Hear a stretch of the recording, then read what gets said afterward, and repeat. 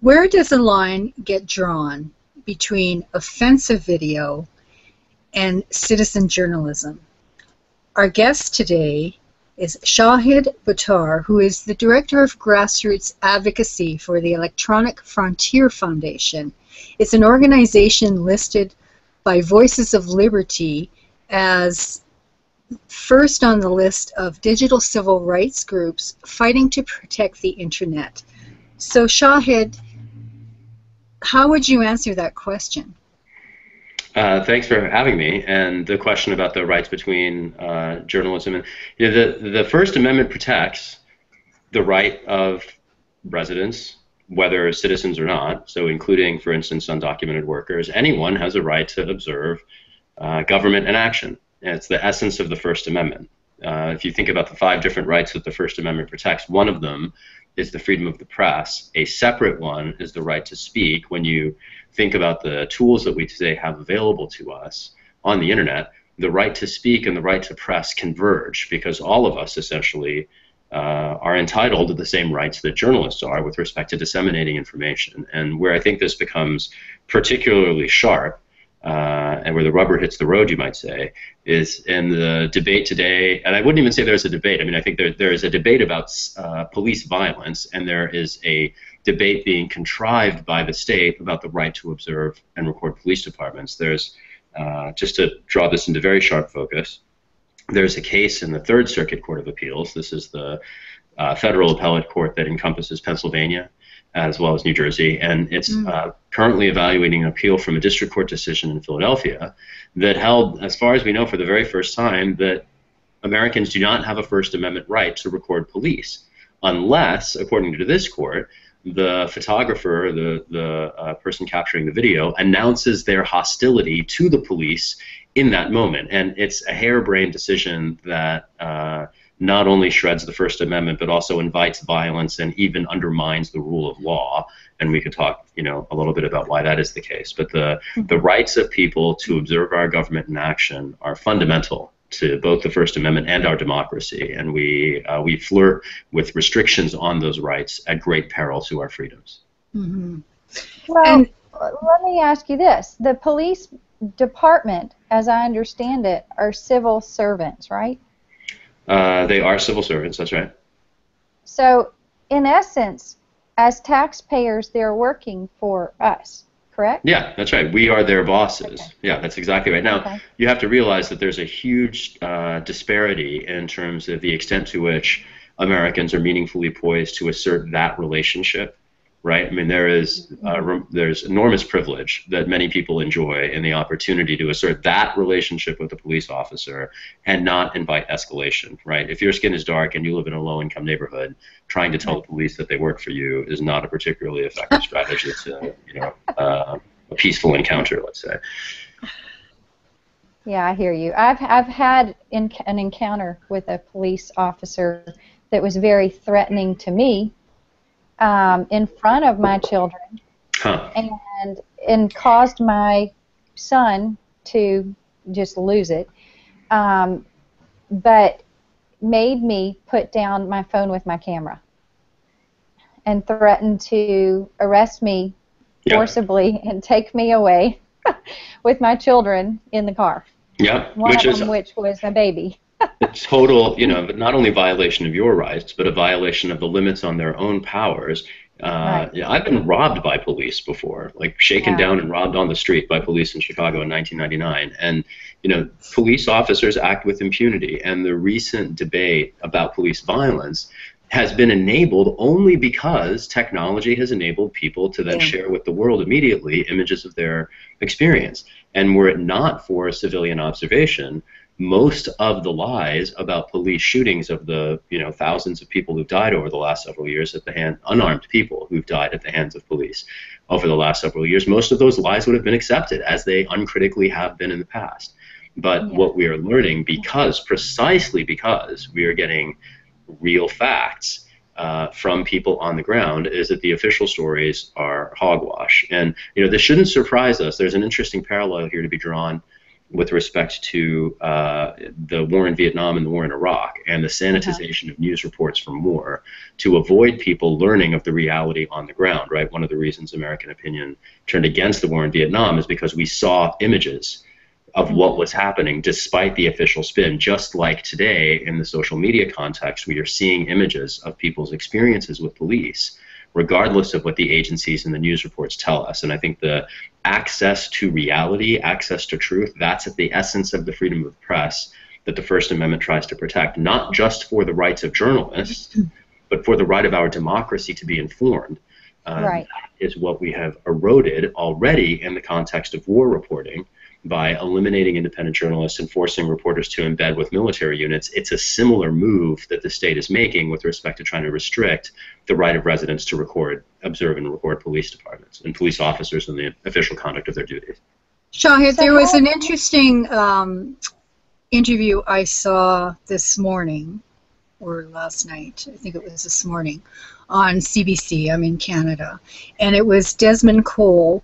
He's a journalist, and he was being interviewed because of an article he wrote last year, 2015, about being black and being stopped by police in Toronto 50 times. And he is now talking about what transpired this week, and in the U.S. and the reporter asked him, well, why aren't we hearing about people dying by cop in Canada?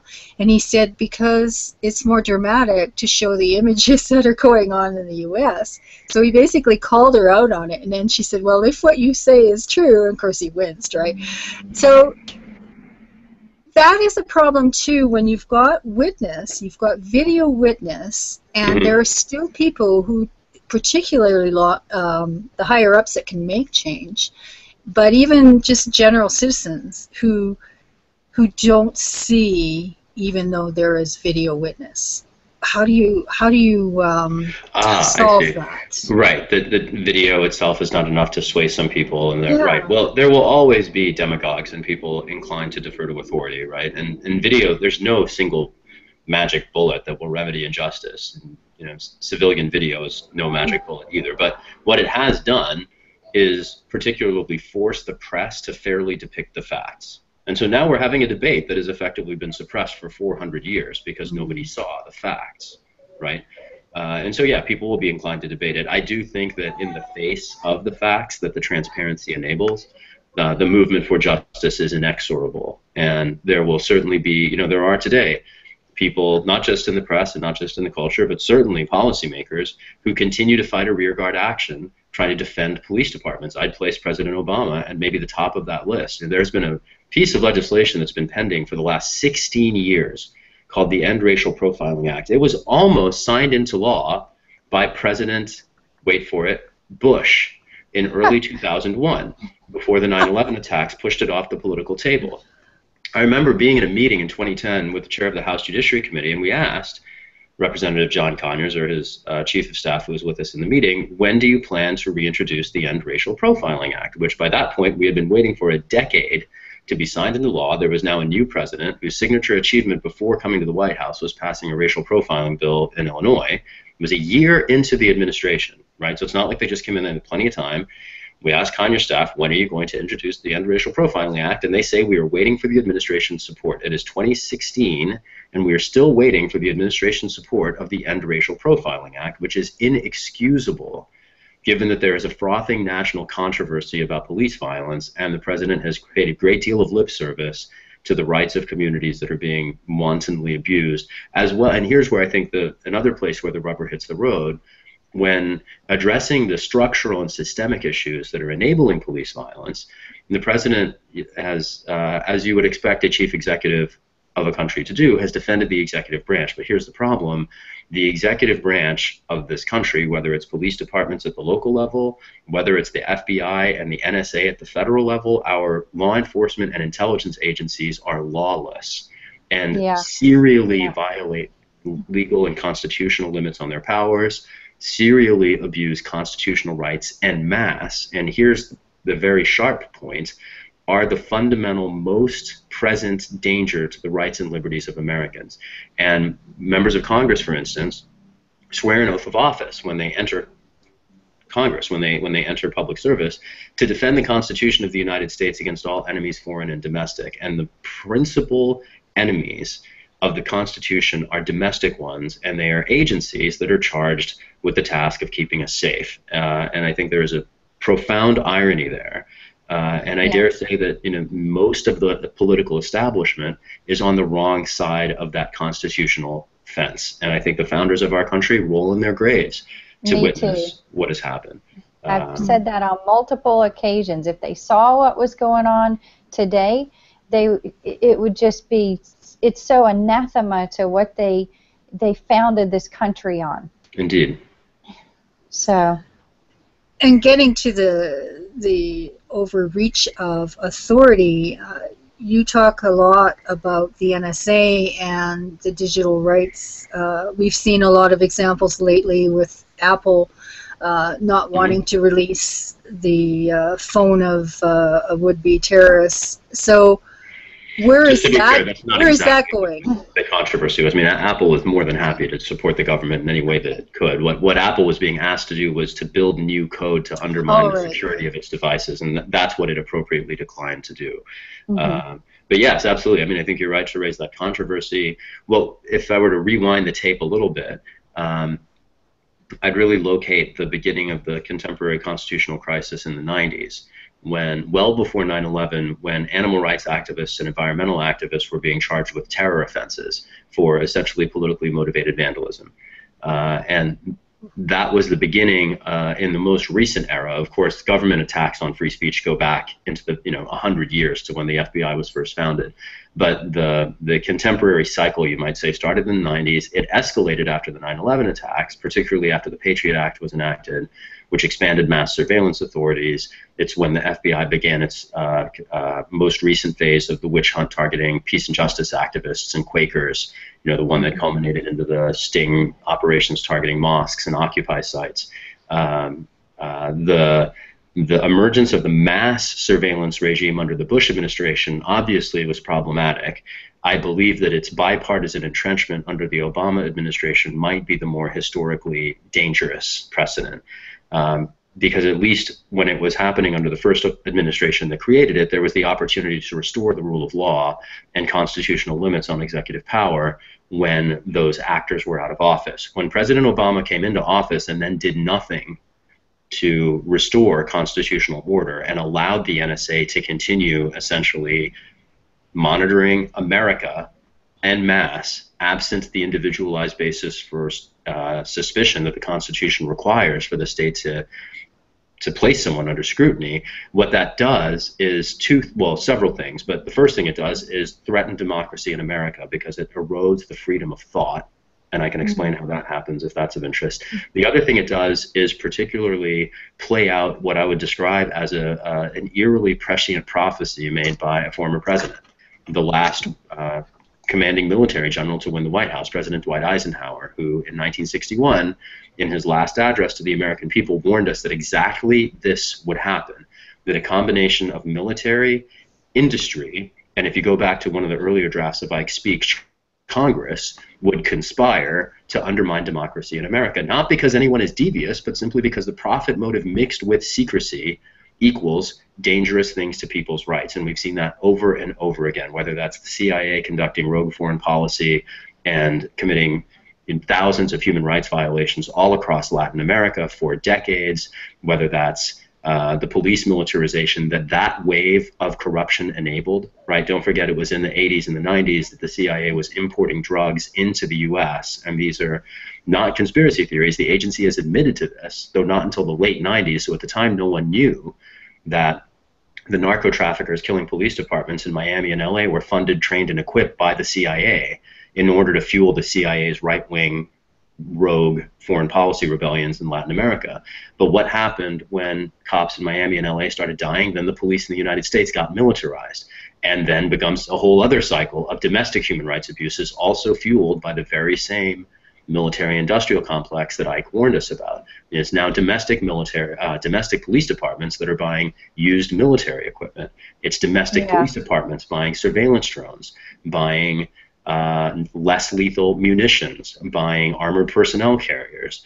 The militarization of our police is not only offensive in itself and independently bears out Ike's prediction, but it's enabled and fueled by an ongoing series of illegal, criminal, recidivist actions by our intelligence agencies conducted in secret. And secrecy and democracy are not compatible. There are legitimate realms for secrets. That realm has expanded to the point at which our democracy is bleeding as a result. So how do we... Go ahead, Cindy. Yeah, so how do we, what do we as citizens do? I mean, in the case, and I'm going to throw this out, my response to the police officer that day was, what country do I live in? Please remind me. Well, you live in a country where you have few rights in reality, despite the words on paper. Yeah, I mean, I studied political science, so I was dealing with somebody that actually understood somewhat, was somewhat educated, I guess. It might be the situation. But what does the average citizen, what do we as citizens do to stand up for our own rights in this situation? That is the perfect question, and I want to split the answer into at least two different parts, maybe three different parts. I'm going to dig into defense legally, I'm going to dig into defense technologically, and then we're going to talk about offense, which is where my particular interest is. So just to respond to your question, there's lots of different ways to protect yourself. Let's just do legal defense first. Okay. And I'm not going to blow smoke up your behind. The reality in the United States is that despite the words on paper, we in fact have very few rights. And the way I would back that up is just to say you can be a black man in New York selling cigarettes without a license and killed without a trial as a result, and no one will pay a consequence except the person who videotaped your murder. That is the state of reality in the United States today. Now, having said that, there are, because of those words on paper, certain things, tools you might say you have at your disposal. One of them is the Fourth Amendment to the Constitution, which theoretically, but not really, protects you from unreasonable searches and seizures. One way you can invoke it, or at least keep yourself from resigning it, is that any time a police officer asks you anything with respect to may they search something, your car, your person, your home, you always have the opportunity to say, these are magic words, I do not consent to a search, period. Okay. Those words have particular significance, and they do at least, if you say them in an encounter, that, let's say, hypothetically, police ignore you and then continue a search anyway, and they find something that is illegal. You have a ground legally when you then appear before a court to suppress that evidence. So saying the words, I do not consent to a search, are super, super important. Mm-hmm. Another set of magic words that you might invite your listeners to memorize are officer, am I free to leave? Police have constitutional authority to detain people for various reasons. When you ask the question, am I free to leave, it forces police to make a decision as to whether they will detain you or let you go. And a decision to detain requires individual suspicion under the Fourth Amendment of the Constitution. So just in the same way that I do not consent to a search will preserve your rights, am I free to leave are magic words that it will at least assert your rights, and that will determine if you're free to leave, then you walk away and say nothing more. If you're not free to leave, then at least you know where you're at, and that means you were, being subjected to a detention, which an officer later would have to support if called on in court. So by asking the questions, you're forcing basically legal process that wouldn't otherwise happen. There's one final last set of magic words with respect to legal defense that your listeners should memorize, and that is, I will not speak until my lawyer is present. Okay. Those are, the right to remain silent is useless unless you actually use it, which is to say, usually, in the vast majority of cases, when people are having a police interaction, they speak about a great many things, and it places them at a disadvantage. And cops will tell you that getting a lawyer will complicate issues, it will make matters longer, if we just let me search the car now, we can let you go, and usually those are lies. Police officers lie all the time. They are permitted to, they are encouraged to, they are trained to lie. And anytime a police officer tells you that they can make your life easier if you just go along, The answer to the appropriate answer, if you're playing legal defense and protecting your rights, is no, thank you. I will not consent to a search. Am I free to leave? I will speak only with a lawyer. Those are the 3 sets of magic words that at least can assert what minimal rights we still have in the United States. Wow. That's legal defense. I want to pivot now. You asked how to stay safe, to technological defense, because there are a lot of ways that technology can also help protect your rights. Let's start here at the most abstract. So technology can be a force of liberation or a further tool to enslave people. And the internet's a good example. It has immense liberatory promise. It's expanded enormous opportunities to lots of people, not only access to information, but if you think about the ways, for instance, in which people who might have people who are differently abled, and their access now, for instance, to sensory perception, even that they didn't have before, to being represented by a robotic avatar in a conference room halfway around the world in a place that they couldn't conceivably access themselves. There are so many different ways in which technology and the internet in particular has unchained vast realms of human possibility. But at the same time, of course, it's been co-opted in the last several years into being a tool for mass surveillance, which is profoundly problematic. So one way, and let me unpack actually how it's problematic, just this is the pivot from legal defense to technological defense. People often will say or think that they have nothing to fear because they have nothing to hide. And it mistakes 2 things in particular. First, history, as well as the scope of the First Amendment to think that. Many people have nothing to, may feel they have nothing to hide, particularly because they have nothing to say that challenges authority. The people, particularly who have something to hide, are not people who present public threats to public safety, but people who have something to say to challenge authority. Historically, intelligence efforts in our country have usually, always in fact, been used to suppress particular political perspectives. The targets include the movement to end the war in Vietnam, the movement for civil rights in the United States, the Puerto Rican independence movement, the American Indian movement, peace and justice activists under the Bush administration, Muslim Americans, animal rights activists, environmental rights activists, activists supporting equal rights for women. I mean, we're literally talking about everyone in the United States at some point has been targeted for illegitimate, unconstitutional, illegal, politically suppressive surveillance. And there's a point there I want to just draw very clear. Surveillance is not just monitoring. In the past, and even today, it has also included a great deal of intervention. To use the FBI's word as it described the civil rights movement, neutralization. That's what surveillance has historically been about. So if you realize the history in the United States, you know why you have why you have a great deal to fear, even if you have nothing to hide. The people who've had a great deal to fear in the past include people who we today laud as American heroes, people who have monuments built to them in Washington, D.C., and national holidays dedicated to them. And I'm speaking there particularly of the Reverend Dr. Martin Luther King, who was among the FBI's most prolific targets. All that is to say, these monitoring America, whether it's the internet, whether it's people gathering in live space, threatens not just the Fourth Amendment, the right to be free from unreasonable searches and seizures, but also the First Amendment, the right to speak. And here's the kicker: it's not just the right to speak of the people being monitored that is impacted, because the First Amendment doesn't just protect speakers. It's the right of anyone to speak as a corollary to the right of everyone to hear. Everyone. These aren't just individual protecting rights, they're democracy protecting rights. And when we allow particular communities to be intimidated into silence or driven underground or criminalized, what we do is not just undermine the rights of those communities, but in the same way that the North American genocide, bled the human gene pool of a, key biodiversity vector, it denies our democracy the voices of participants that could inform our decisions and enable us to make better ones together. It is democracy undermining. That's why everyone has a great deal to fear, whether or not you have something to hide. And that requires a sort of, sophisticated grip on the First Amendment that I think most people never have a chance to really grapple with. And the point of the First Amendment, protecting the right to hear, and what that means in a system that uses surveillance to undermine political speech, is very disturbing, and should be for any American who prides themselves in living in a free country.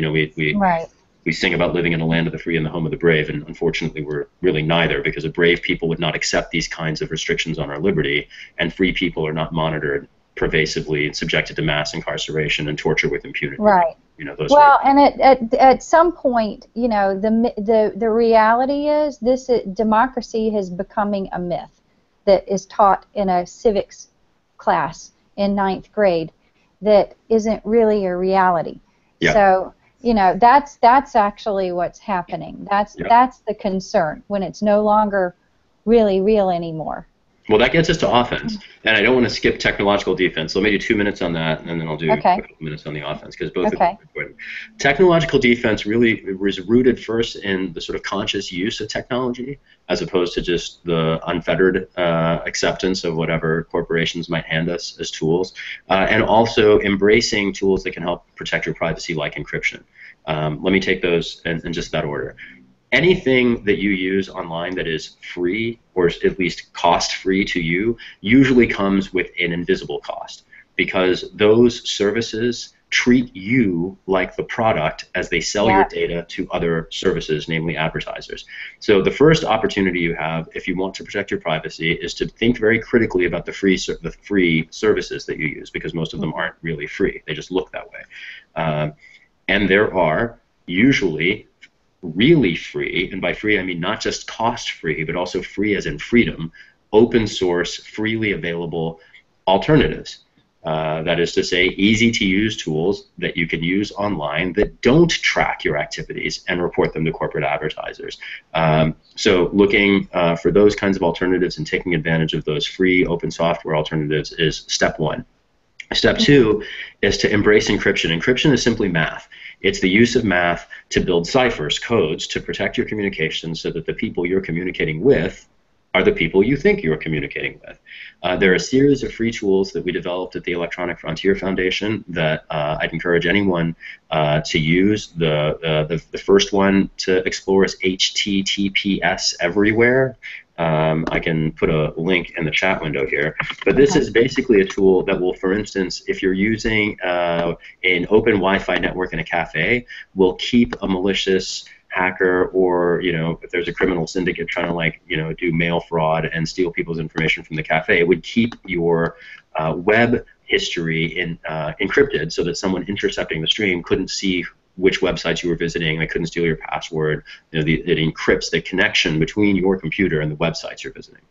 And another one that we enthusiastically recommend is called Privacy Badger.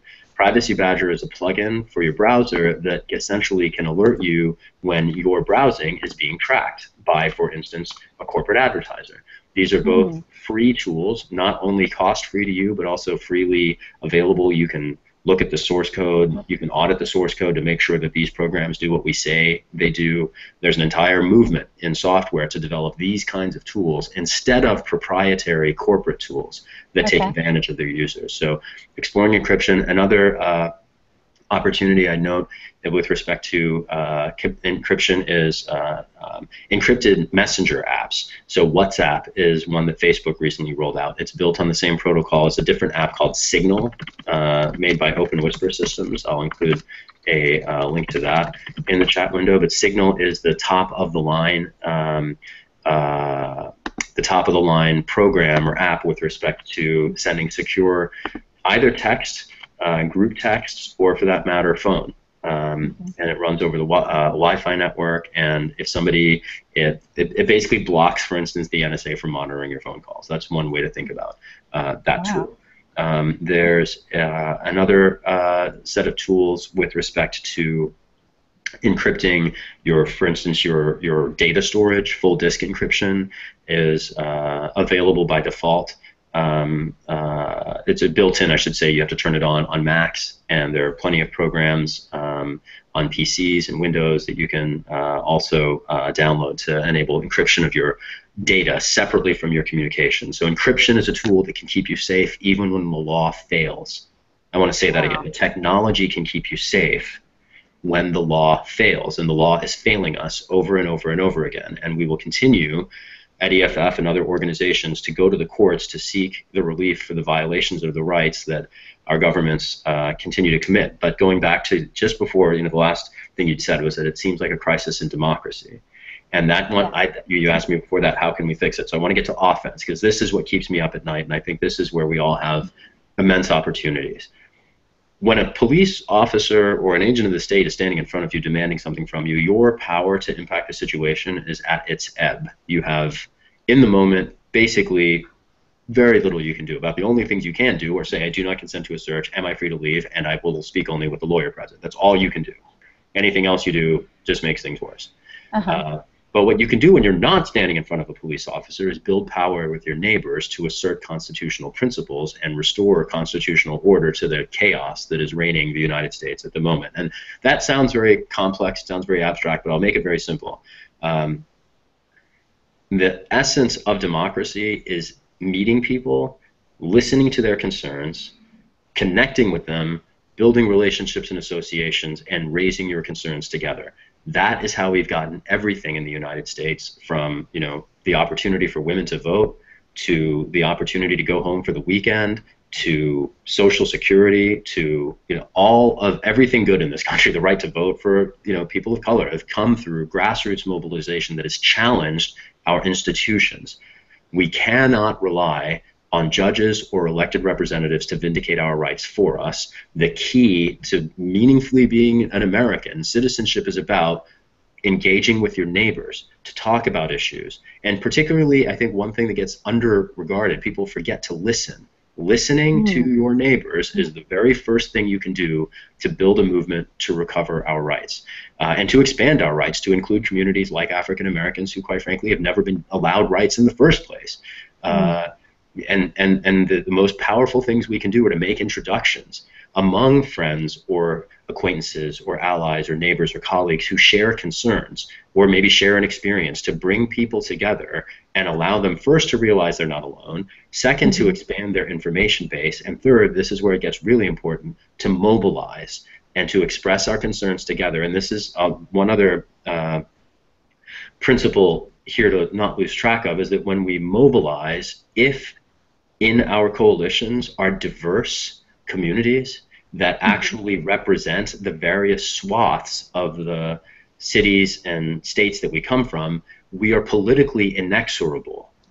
You set the agenda when you mobilize a diverse community, and the only way to mobilize a diverse community is to go to different people and listen to their concerns, and then to share yours and build trusted relationships and find ways to support each other. And the easiest way to do this, I think, if you wanted a tactical point of entry, is to find 3 friends and host a documentary screening.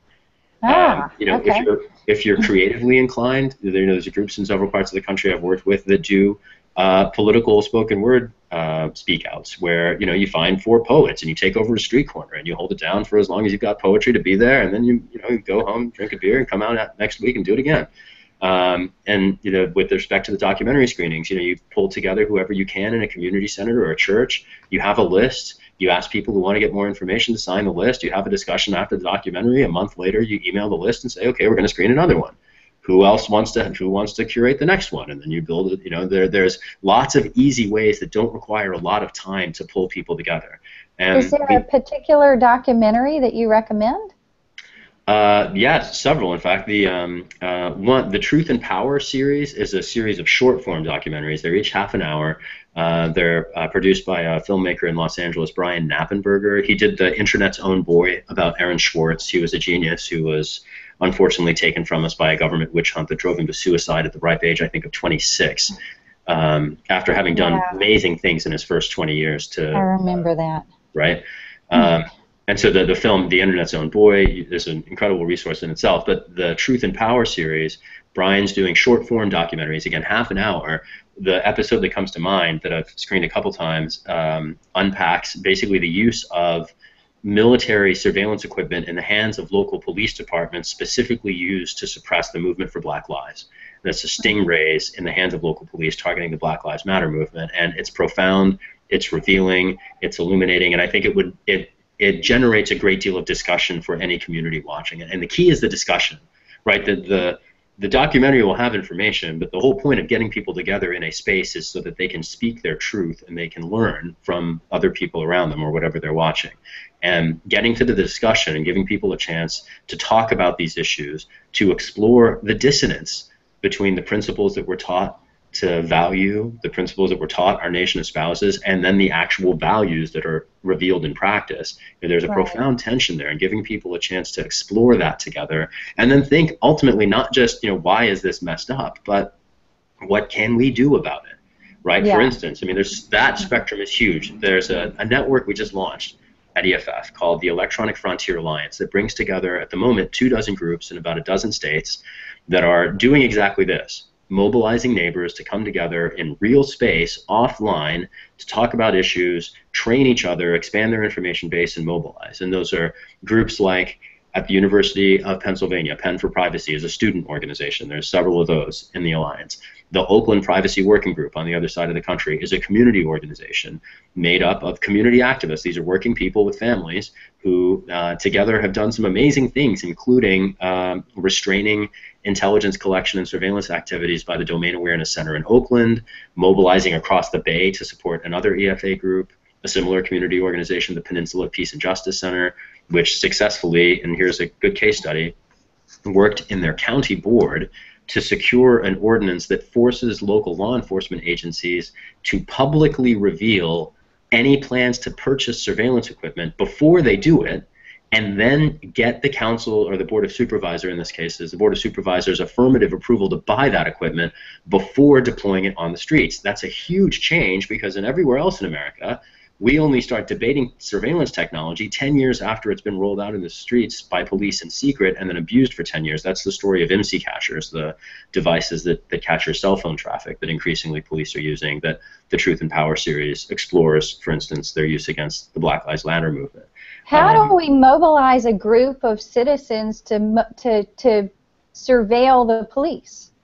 Copwatch does that. There's also a group, Berkeley Copwatch. I was actually just at I just met one of the Berkeley Copwatch activists yesterday. The case that I mentioned in Pennsylvania, where the judge denied the First Amendment right to videotape police departments, one of the plaintiffs in those cases was a Berkeley Copwatch trained citizen journalist who was monitoring an anti-fracking protest.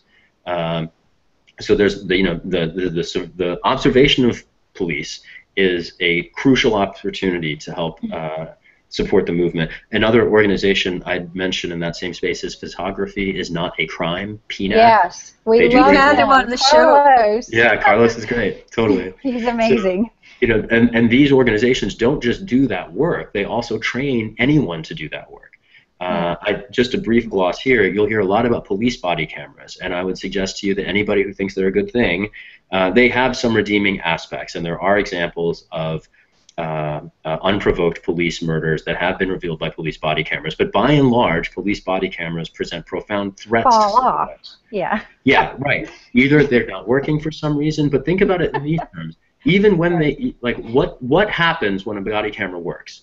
If it does capture the field of vision and it does, it doesn't monitor the police officer, it monitors what they see, but in the rare case that it actually captures something that someone could use for civil rights, we would describe that as transparency. Right? Mm-hmm. Civilian recorded video gives us transparency too, and I would just cite Eric Garner's experience as the perfect example here. Even when the video is captured and made public, both of which are tricky when they're in the hands of the police, but even when the video is captured and made public and viewed by tens of millions of people around the world, it still doesn't lead to any meaningful justice. And the point there is that transparency is not the problem. Accountability is the problem, and no number of police body cameras is going to get you that. Moreover, police body cameras are a surveillance vector. They monitor not the cop, but anything they see, so they're basically a way to subject millions of people to yet another form of unconstitutional street surveillance. Finally, and this is where I go back to Eisenhower and the military-industrial complex, police body cameras are made by corporate weapons manufacturers. Right. The principal manufacturer is Taser Corporation.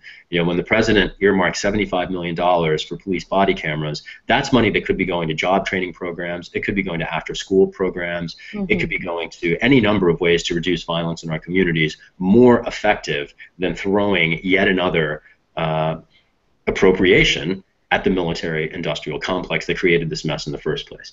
Right. Wow. And maybe the last point, just to bring that all home, is that if we want transparency, the best way to do it is to put cameras in the hands of community members and let them use them, instead of asserting these powers to suppress the exercise of the freedom of speech and press. So that leads us to sort of how we sum up this show every week. We ask every guest to contemplate and offer a challenge of the week. And the question is, if you could challenge people to do anything this week, what would that be? Anything this week to make a difference, what would that be?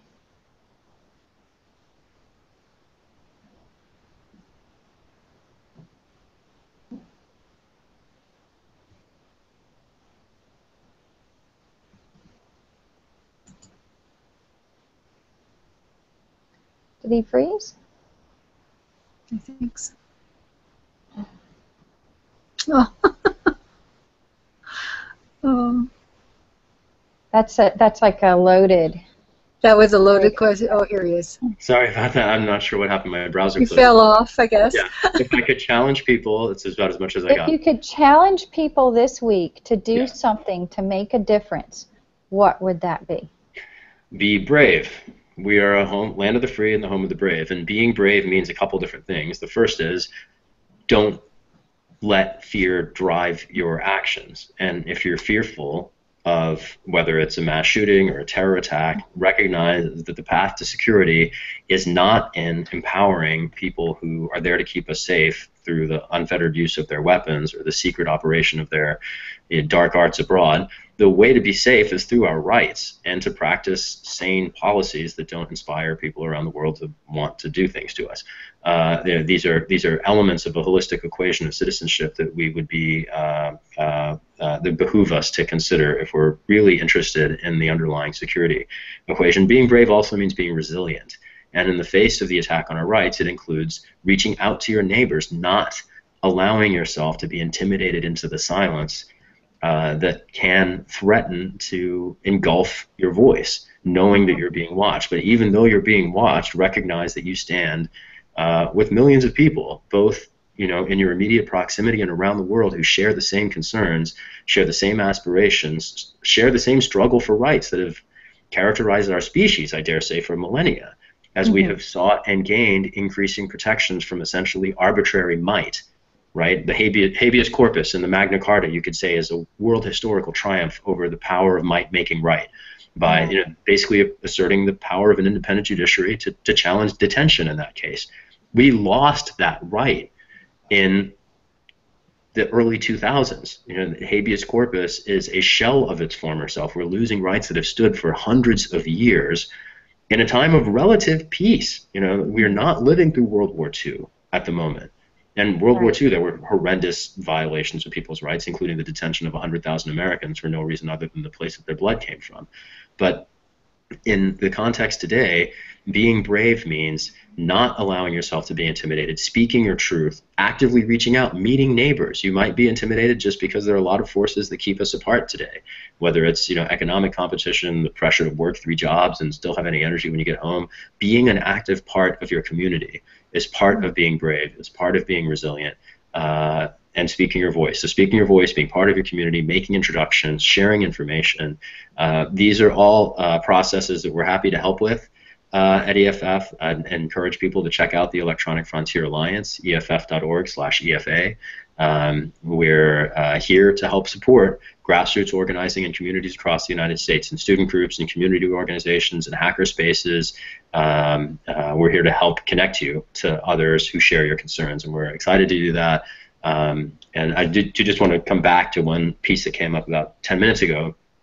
We were mentioning when the Oakland Privacy Working Group and the Peninsula Peace and Justice Center together in a Northern California county secured this reform that subjects their law enforcement agencies to greater transparency when they want to buy surveillance equipment. That opportunity is available to anyone, anywhere. It doesn't just have to happen in Oakland. And when that happens everywhere, it will shift the equation nationally. The route to restore your rights does not lead to Congress first. It leads to your city hall, and it gets there through your neighbors, and after city hall it takes us to your state legislatures and then to Congress. This will not be a short struggle. It will not be an easy struggle, but it is one that we can only win together with a great deal of perseverance and, again, courage. That's the essence of being brave, to speak your voice, reach out to your neighbors, and together we will absolutely make America, and hopefully everywhere around the world, a land of the free and a home of, once again, the brave. Thank you so much for joining us today. I feel, it's been an intense week, and I feel like you are a light and a voice of reason in the midst of so much that's going on. It's not right me, now. sister. We're all in this together. We are all in this together. Thank you for joining us today on Virtual Newsmakers, and I will definitely be letting people know about Electronic Frontier. So, thank you. You're so very kind. Thank you for having me. Thank you. Take care.